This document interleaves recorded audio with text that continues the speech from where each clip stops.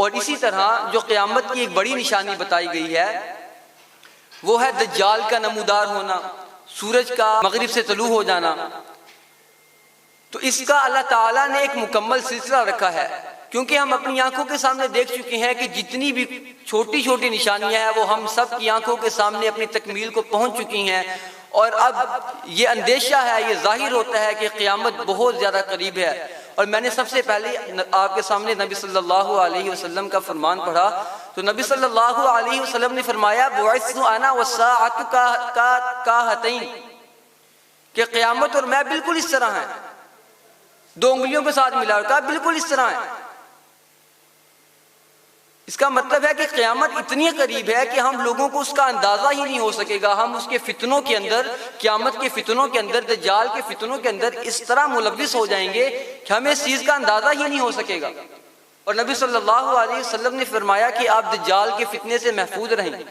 और लोग समझते हैं कि जब दज्जाल आएगा, उसका ज़हूर होगा, तब लोग अपने ईमान को गवा बैठेंगे। लेकिन हकीकत में दज्जाल के फितने ये मोबाइल हैं, ये टिकटॉक है, ये मोबाइल के अंदर जो एप्लीकेशंस हैं, ये जो जिना है, ये जो सूद है, ये जो मुआशरे के अंदर मुसलमानों के अंदर तरह तरह के बिगाड़ पैदा किए जा रहे हैं, ये प्री प्लान पॉलिसी है। और यही वो दज्जाली फितने हैं। वो चाहते हैं कि जब दज्जाल इस ज़मीन पर आए, वो अपनी हुकूमत कायम करना चाहे, तो उसकी राह में कोई रुकावट पेश ना आए। जो मुसलमान होंगे, जो कमजोर ईमान वाले होंगे, वो तो अपना ईमान बेच देंगे, वो उसके सामने सर तस्लीम खम कर देंगे। आज हम देखते हैं कि लोग तरह तरह के ट्रिक्स दिखाते हैं, जादू दिखाते हैं, और हम उनके ऊपर कहते हैं कि वाह वाह क्या बात है। उसको अपना जैसे ये बना लेते हैं, दरबार बना लेते हैं, उनसे अपनी हाजतें मनवाते हैं। ये मुसलमानों के हाल हैं। और जब दज्जाल आएगा, वो अपनी तरह तरह की खूबियां दिखाएगा जो अल्लाह ताला ने उसे अता की होंगी, तो लोग तो उसकी गुमराही में आ जाएंगे, अपना ईमान बेच देंगे। तो क़यामत का एक मुकम्मल सिलसिला है जो अल्लाह ताला ने लोगों के लिए पहले से बयान कर दिया है, नबी सल्लल्लाहु अलैहि वसल्लम के जरिए अहदीसों में बता चुके हैं। और उसके अंदर बताया कि जब क़यामत की ये छोटी छोटी निशानियां वाज़े हो जाएंगी, मुसलमान अपने ईमान से, अपने अकायद से, अपने दीन से इस कदर कोसों दूर चले जाएंगे कि आज आप मुआशरे में चले जाएं और किसी भी नौजवान को पकड़ लें और उसे कहें कि मुझे नमाज सुना, तो वो नमाज नहीं सुना सकेगा। नमाज के अरकान क्या है, नमाज के फ़राइज़ क्या है, नमाज की सुन्नतें क्या हैं, वुज़ू के फ़राइज़ क्या हैं, गुस्ल के फ़राइज़ क्या हैं, ये हमारी आज के नौजवान को नहीं पता। क्यों नहीं पता? क्योंकि वो ईमान और इस्लाम और अल्लाह ताला की मोहब्बत और नबी सल्लल्लाहु अलैहि वसल्लम की सुन्नत कोसों दूर है। तो जब ये वक्त मुसलमानों के ऊपर आ जाएगा, तब नबी सल्लल्लाहु अलैहि वसल्लम फरमाते हैं कि कुफार मुसलमानों के ऊपर इस तरह टूटेंगे कि जिस तरह एक भूखा दस्तरखान के ऊपर टूटता है। साहबा ने अर्ज़ किया, या रसूलुल्लाह सल्लल्लाहु अलैहि वसल्लम, क्या हम मुसलमान उस वक्त तादाद में कम होंगे? क्या हम कलीलुल तादाद होंगे कि कुफार हमारे ऊपर गालिब आ जाएंगे? नबी सल्लल्लाहु अलैहि वसल्लम ने फरमाया, नहीं, बल्कि तुम तादाद में ज्यादा होगे, लेकिन तुम्हारे दिलों के अंदर वहन पैदा हो जाएगा। साहबा ने अर्ज़ की, या रसूलल्लाह, ये वहन क्या चीज है? तो अल्लाह ताला के नबी ने कहा कि ये मौत से नफरत और जिंदगी से मोहब्बत है। और आज हम देखते हैं, पहले वक्त में सहाबा इकराम, हमारे असलाफ, हमारे बड़े बड़े सिपा सलार, उनका जीना मरना ही अल्लाह ताला के लिए था। उनकी शदीद ख्वाहिश थी कि हम अल्लाह ताला के साथ मुलाकात कर सकें। और आज का लोग, आज की दुनिया क्या कहती है कि हम बैंक बैलेंस बना लें, हम गाड़ियां बना लें, हम ऊंचे ऊंचे बंगले बना लें। मौत तो कोसों दूर है, उनके पास कब्रिस्तान है, गुजरती हैं, जनाजे गुजरती हैं, लेकिन अल्लाह ताला की याद नहीं आती। तो मुसलमान तरह तरह के जराइम, तरह तरह की आजमाइशों का शिकार हो जाएंगे, जो कि आज हम इस वक्त हैं।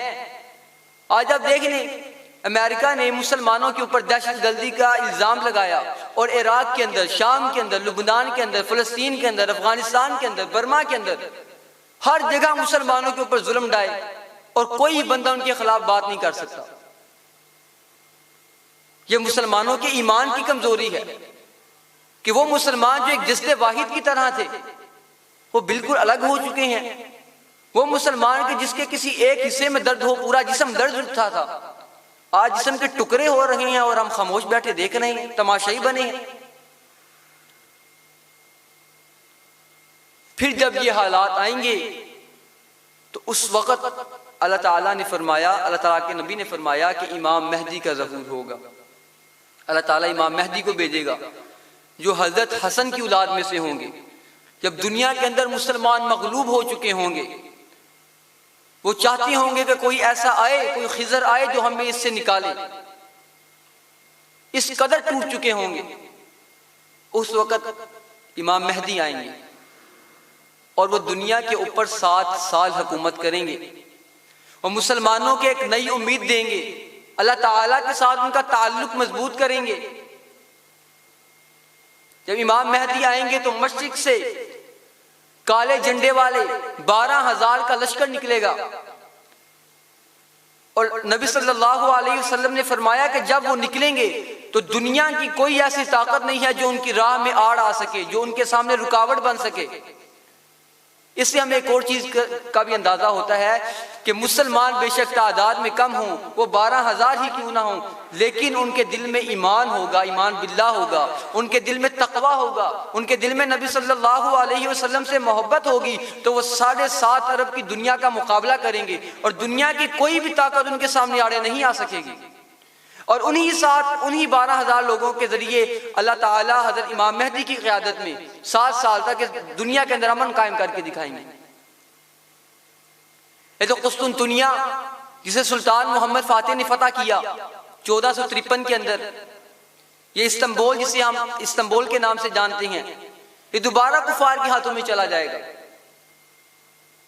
और जब इमाम महदी आएंगे तो उनकी क़यादत में ये फतह होगा और अल्लाह ताला इमाम महदी के जरिए ऐसे ऐसे काम लेंगे कि पूरी दुनिया के अंदर, पूरे आलम के अंदर मुसलमानों का एक रौब पैदा हो जाएगा, एक खौफ और एक कपकपी तारी हो जाएगी।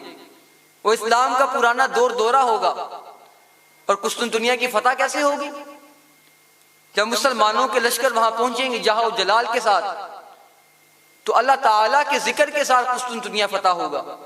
पहला नारा लगेगा अल्लाहु अकबर, उसकी एक दीवार गिर जाएगी। दूसरा नारा लगेगा अल्लाहु अकबर, उसकी दूसरी दीवार गिर जाएगी। और फिर तीसरा नारा लगेगा अल्लाहु अकबर और कुस्तुनतुनिया मुसलमानों के हाथ में आ जाएगा, बगैर किसी हथियार के, बगैर किसी जंग के। यह है मुसलमानों की, इस्लाम की ताकत। उसके बाद मुसलमान पूरी दुनिया में फैलेंगे, जिहाद करेंगे, इस्लाम का आलम पूरी दुनिया में लेकर जाएंगे। और एक आखिरी जंग होगी जो हक और बातिल के दरमियान सबसे बड़ा मार्का होगी, जिसे हदीस में मलहमतुल कुबरा का नाम दिया गया है, और वो शाम के इलाके के अंदर होगी। नबी सल्लल्लाहु अलैहि वसल्लम ने फरमाया कि वो इतनी बड़ी जंग होगी, इतने दिनों तक जंग होगी, इतनी मुतव्वल जंग होगी। कहती हैं कि अगर एक माँ के 100 बेटे होंगे तो वो 99 बेटे कुर्बान हो जाएंगे, एक बेटा उस जंग में बचेगा। कुफार का लश्कर मुसलमानों के लश्कर से बड़ा होगा। हदीस में है कि 80 झंडे होंगे कुफार के लश्कर में, और हर झंडे के नीचे तकरीबन 9,000 का लश्कर होगा, और ये मुकम्मल 96,000 या 1 लाख के करीब बनता है। इनके साथ मुसलमानों का मुकाबला होगा इमाम महदी की क़यादत में। और मुसलमानों का जो गिरोह होगा वो 3 हिस्सों में होगा। जंग होगी, पहले रोज मुसलमान जाएंगे, शहीद हो जाएंगे, दूसरे रोज जंग होगी, मुसलमान जाएंगे, शहीद हो जाएंगे, और फिर ऐसे ही अल्लाह ताला मुसलमानों को फतह देगा। और वो जो 3 गिरोह होंगे उनमें से एक गिरोह ऐसा होगा जो जंग में से पीठ फेर जाएगा। और हदीस में है कि वो ऐसे लोग होंगे कि जिनकी कभी भी तौबा कबूल नहीं की जाएगी। और एक गिरोह होगा जो इस जंग में अपनी जिंदगी की कुर्बानियां, अपनी जिंदगी की बाजियां लगा देगा, शहादत नोश कर देगा। और हदीस में है कि वो सबसे अफजल शुहदा होंगे। और जो बाकी एक हिस्सा बच जाएगा, जिसे अल्लाह ताला फतह देगा, नुसरत देगा, वो ऐसे लोग होंगे कि जिनको अल्लाह ताला महफूज कर देगा क़यामत तक के लिए। और वो जंग इतनी खौफनाक होगी, इतनी खूनी जंग होगी, इतने बड़े और वसी मैदान के अंदर होगी कि एक परिंदा एक जगह से अगर उड़ना शुरू करेगा तो वो उड़ते उड़ते थक जाएगा, उसके पंख थक कर बंद हो जाएंगे, और वो गिरेगा तो उसी ढेर के ऊपर गिरेगा, उसको बैठने के लिए कोई जगह नहीं मिलेगी। फिर ये जब ये जंग खत्म होगी, मलहमतुल कुबरा अपने अख्ताम को पहुंचेगी, ये जो हक़ व बातिल का एक आखिरी मार्का होगा, इसके बाद जब मुसलमान माल गनीमत को समेट रहे होंगे तो एक मुनादी करने वाला एक आवाज़ लगाएगा कि दौड़ो अपने घरों की तरफ, दज्जाल आ चुका है। हालांकि वो झूठ बोलेगा, लेकिन हकीकत में अल्लाह ताला की तरफ से जब मुसलमान अपने घरों की तरफ जाएंगे तो दज्जाल का ज़हूर हो चुका होगा, वो ज़ुहे ज़मीन पर आ जाएगा। और फिर उस वक्त नबी सल्लल्लाहु अलैहि वसल्लम ने फरमाया कि कोई भी ईमान वाला दज्जाल को अगर देखे तो उससे दूर चला जाए। ये ना सोचे कि मैं बहुत मजबूत ईमान वाला हूं और मैं उसका मुकाबला कर लूंगा। हम अपने आप को आज के दौर में देख लें, हम अपने आप को मुसलमान कहते हैं, मोमिन कहते हैं, और आज के पुरफितन दौर के अंदर छोटी छोटी ये दज्जाली फितने हैं, इनका मुकाबला नहीं कर पाते, तो उस दज्जाल का मुकाबला कैसे कर पाएंगे? बल्कि यहां तक कहा गया है कि आपको पता चले कि जिस इलाके में दज्जाल आ रहा है आप उससे दूर भागें, दूर चले जाएं, उसके सामने ना आए, पहाड़ों में छुप जाएं। और फिर दज्जाल आएगा, वो 40 दिन तक इस दुनिया के ऊपर जो है अपनी हुकूमत करेगा, फितना बर्पा करेगा। उसका पहला दिन 1 साल के बराबर, और दूसरा दिन 1 माह के बराबर, तीसरा दिन 1 हफ्ते के बराबर, और बाकी सारे दिन आम दिनों के बराबर होंगे। और मुसलमान उससे बचते बचाते इन 40 दिनों के अंदर वो बैतुल मुक़द्दस में पनाह ले लेंगे, जो कि आज जहां फ़लस्तीन है, जो इसराइल के साथ जंग चल रही है, उस जगह पर मुसलमान इमाम मेहदी की क़यादत में पनाह ले लेंगे। उस वक़्त अल्लाह रब्बुल इज़्ज़त हज़रत ईसा अलैहिस्सलाम को दमिश्क, शाम का इलाका है दमिश्क, उसके एक सफ़ेद मीनार पर उनका नज़ूल फरमाएगा। 2 फरिश्ते साइड पर होंगे, उनके बालों से पानी टपक रहा होगा वुजू का, और वो फिर नमाज के लिए फजर की इकामत हो चुकी होगी। हजरत इमाम मेहदी मुसल्ले पर खड़े होंगे, और जैसे ही नमाज पढ़ाना शुरू करने लगे होंगे, अभी तकबीर कहने लगे होंगे, तो हजरत ईसा अलैहिस्सलाम आ जाएंगे। हजरत इमाम मेहदी कहेंगे कि आप आएँ और आके इनकी क़यादत करें, नमाज पढ़ाएं। तो हजरत ईसा अलैहिस्सलाम कहेंगे कि बेहतर यही है कि इनका इमाम इसी उम्मत में से हो, और हजरत इमाम मेहदी उस नमाज की इमामत करवाएंगे। इसके बाद मुसलमानों को एक तक़वियत, एक कुव्वत, एक मजबूत ईमान मिल जाएगा, एक हौसला मिल जाएगा। और जब वो नमाज पढ़कर मस्जिद से बाहर निकलेंगे तो देखेंगे कि दज्जाल सामने ही खड़ा है, और जब दज्जाल देखेगा कि हजरत ईसा सामने खड़े हैं तो उसको अपनी मौत दिखाई देना शुरू हो जाएगी, उसका जिस्म पिघलना शुरू हो जाएगा, उसको पता चल जाएगा कि अब मैं इनका मुकाबला नहीं कर सकता। तो जैसे ही दज्जाल हजरत ईसा अलैहिस्सलाम को देखेगा तो वो दौड़ लगा देगा, वो भागने की कोशिश करेगा। और हदीस में है कि मुकामे लुद पर हजरत ईसा अलैहिस्सलाम उसका खात्मा कर देंगे। और आज आप देखें कि इसराइल के अंदर वो जो मुकामे लुद है, वो इतना यकीन रखते हैं नबी सल्लल्लाहु अलैहि वसल्लम की अहादीस के ऊपर, कुरान के ऊपर, शायद मुसलमानों से भी ज्यादा। उन्होंने उस जगह पर एयरपोर्ट बनवा दिया कि जब हमारा मसीहा आए और जब वो भागना चाहे तो जहाज पर बैठकर भाग जाएगा, लेकिन हकीकत में ऐसा नहीं हो सकता। और मुकामे लुद पर वो हजरत ईसा के हाथों कत्ल हो जाएगा, और उसके बाद हजरत ईसा अलैहिस्सलाम इस दुनिया के ऊपर हुकूमत करेंगे, मुख्तसर सा अरसा रहेगा, और इस पूरी दुनिया को अमन व अमान से भर देंगे, पूरी दुनिया के अंदर अमन छा जाएगा। और इसके बाद जब दज्जाल का खात्मा होगा, उसके फौरन बाद और इस अमन से पहले याजूज माजूज उसका ज़हूर होगा, वो बाहर आ जाएगी और पूरी दुनिया के अंदर फसाद बर्पा करेगी। इतनी भूखी और प्यासी होगी कि कोई भी चीज उसके सामने आएगी वो खा जाएगी, पी जाएगी, समंदर खत्म कर देगी। और फिर मुसलमान कहेंगे हज़रत ईसा अलैहिस्सलाम से कि आप अल्लाह ताला से दुआ करें कि हमें इस फितने से बचाएं। और हज़रत ईसा अलैहिस्सलाम अल्लाह ताला से दुआ करेंगे और उनकी गर्दन पर एक कीड़ा पैदा होगा जिसकी वजह से वो हलाक हो जाएंगे, और परिंदे आएंगे और उन्हें उठाकर कहीं दूर ले जाएंगे। उसके बाद हज़रत ईसा अलैहिस्सलाम की इस दुनिया पर हुकूमत होगी, अमन व अमान का दौरा होगा। फिर जो क़यामत है, जैसे हम देखते हैं कि क़यामत मुसलमानों के ऊपर नहीं आएगी बल्कि कुफार और नाफरमान और इनकार करने वाले लोगों के ऊपर आएगी। तो जब ये दुनिया के अंदर अमन व अमान का दौरा होगा तो फिर क़यामत कब आएगी? जब दौरा होगा तो मुसलमानों की हुकूमत होगी, लेकिन ये नहीं है कि दुनिया के अंदर कुफार ख़त्म हो जाएंगे, इनकार अल्लाह ताला का इनकार करने वाला ख़त्म हो जाएंगे, वो होंगे, लेकिन अल्लाह ताला आहिस्ता आहिस्ता मोमिनों को एक ठंडी हवा चलाएगा जिसके ज़रिए मोमिन राहत की मौत जो है ना वो फौत हो जाएंगे। और ये आहिस्ता आहिस्ता ये ठंडी हवा पूरी दुनिया में फैल जाएगी। हज़रत ईसा अलैहिस्सलाम की वफ़ात होगी, उसके बाद आहिस्ता आहिस्ता पूरी दुनिया में मुसलमान मोमिनीन की वफ़ात हो जाएगी। और तो फिर बाकी लोग बचेंगे दुनिया के अंदर, वो ज़मीन के अंदर फसाद बर्पा कर देंगे। ज़मीन के अंदर अल्लाह ताला का नाम लेने वाला कोई भी शख्स मौजूद नहीं होगा। कोई ऐसा शख्स नहीं होगा जो कुरान मजीद की तिलावत करता हो, जो नबी सल्लल्लाहु अलैहि वसल्लम की अहादीस बयान करता हो, जो अल्लाह ताला का जिक्र करता हो।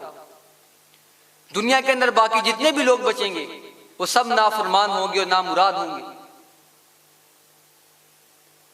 और उन्हीं में से एक काला हबशी होगा, पतली टांगों वाला उसे कहते हैं, हदीस के अंदर है, वो पतली टांगों वाला होगा, नीली आंख वाला होगा। वो खाना काबा में आएगा, खाना काबा का सारा खजाना लूट लेगा, खाना काबा को गिरा देगा, ढा देगा और हजरे अस्वद को उठाकर किसी दरिया में फेंक देगा। ये ऐसे लोग होंगे कि जब दुनिया के अंदर अल्लाह ताला का नाम लेने वाला कोई भी शख्स मौजूद नहीं होगा। और फिर अल्लाह ताला इनके ऊपर क़यामत बर्पा करेंगे, पहाड़ हिल जाएंगे, सूरज टूट जाएगा, चांद सितारे टूट जाएंगे, सूरज सवा नेज़े पर आ जाएगा, पहाड़ रुई की गालों की तरह उड़ेंगे। आज हम देखते हैं कि पहाड़ कैसे अल्लाह ताला ने जमीन के अंदर ये मेखे गाड़ दी हैं, कैसे अल्लाह ताला ने इस पूरे निजाम को बना दिया है जो एक मुनज़्ज़म तरीके से चल रहा है। तो कभी आप साइंस की तरफ आए तो आपको इस चीज का अंदाजा होगा कि जमीन के अंदर एक कशिश शकल है जो अपने अंदर चीजों को खींचती है। जब हम कोई चीज गिराते हैं तो जमीन की तरफ खींची चली जाती है। तो कुर्बे क़यामत क्या होगा कि जब जलजले आएंगे, जब जमीन की प्लेटें हिल जाएंगी, जब सब कुछ तबाह हो जाएगा, जमीन अपने अंदर सब कुछ निगल लेगी। और अल्लाह ताला के नबी फरमाते हैं कि ये पूरी जमीन एक सफेद रोटी की मानिंद होगी, इसके अंदर कोई भी चीज मौजूद नहीं होगी। तो जब जमीन के अंदर कशिश शकल ही खत्म हो जाएगी तो पहाड़ खुद ब खुद हवा में उड़ जाएंगे। आप कभी चांद पर देखें तो उसके अंदर कशिश शकल नहीं है, उसके अंदर आप जो चीज हवा में छोड़ दी वो तैरती रहती है। इसी तरह कुर्बे क़यामत अल्लाह ताला जब हमारे इर्द गिर्द अल्लाह ताला ने एक मुकम्मल निज़ाम फिक्स किया है, सूरज को हमारे करीब किया है, चांद को हमारे करीब किया है, उसकी एक कशिश शकल है जिसकी वजह से अल्लाह ताला ने पूरे निज़ाम को एक बाउंड बना के रखा है, आपस में जोड़ कर रखा है, मुनज़्ज़म करके रखा है। और जब ये निज़ाम थोड़ा सा भी टूटेगा हर चीज अपने मिदार से हिल जाएगी, अलग अलग हो जाएगी, सूरज की रोशनी बुझ जाएगी, चांद दूर दूर तक चले जाएंगे, सितारे दूर दूर तक चले जाएंगे। और फिर उस वक्त जमीन पे जलजले बर्पा होंगे, पानी खोल उठेगा। और अल्लाह ताला की कुदरत देखें कि जो वाटर है जिसे हम H2O कहते हैं, जिससे पानी बना है, और इसके अंदर अल्लाह ताला ने जो ऑक्सीजन बनाया है, ये पानी, ये आग को भड़काने वाली चीज है। और ये दूसरा मादा अल्लाह ताला ने बनाया है जिसे हाइड्रोजन कहा जाता है, उसको आग लगती है। तो अल्लाह ताला की अगर आप कुदरत की तरफ देखें, अल्लाह ताला कहता है कि इस रूहे जमीन पर आप घूमें, आप देखें, इसमें अहले अकल के लिए निशानियां हैं। जब इंसान अल्लाह ताला की तरफ रजू करता है उसको अंदाजा हो जाता है कि जो क़यामत का मंजर होगा वह कितना खौफनाक होगा, उसके अंदर ये सारी चीजें कैसे रूनुमा होंगी, कैसे जो पहाड़ हैं वह रुई की गालों की तरह उड़ेंगे, कैसे जो चांद सूरज सितारे हैं वो टूट कर बिखर कर अलहदा हो जाएंगे, कैसे सूरज की रोशनी खत्म हो जाएगी, कैसे जमीन पर जलजले बर्पा होंगे और हर चीज जमीन के अंदर चली जाएगी। और फिर उस वक्त अल्लाह ताला इस जमीन के अंदर एक आग को भड़काएगा जो लोगों को मैदान हशर की तरफ धकेलेगी। और दिन के वक्त वो आग लोगों के पीछे पीछे होगी और लोग उसके आगे आगे होंगे, और जहां वो क़याम करेंगे वो आग भी ठहर जाएगी, वो उनको कोई नुकसान नहीं पहुंचाएगी। लेकिन उस वक्त इतना खौफ तारी होगा, हर बंदे को अपना नफ्सा नफ्सी का आलम होगा, वो सब लोग मैदान हशर में जमा हो जाएंगे। और उसके बाद अल्लाह ताला हिसाब किताब को जो मरहला है उसका आगाज़ करेगा। तो जो कुछ हमने सुना सुनाया, अल्लाह ताला इस पर अमल करने की तौफीक अता फरमाए। अल्लाह ताला हमें दज्जाल के फितने से और इस पुरफितन दौर के अंदर अपने आप को, अपनी औलादों को महफूज फरमाए और ईमान के साथ ताल्लुक़ बनाने की, अल्लाह ताला के साथ ताल्लुक़ बनाने की, नबी सल्लल्लाहु अलैहि वसल्लम के साथ ताल्लुक़ जोड़ने वाला बनाए और ऐसी महफिलें और ऐसी सोहबत अता फरमाए कि जिससे हम अल्लाह ताला के नज़दीक से नज़दीक तर होते जाएं। वमा अलैना इल्लल बलाग।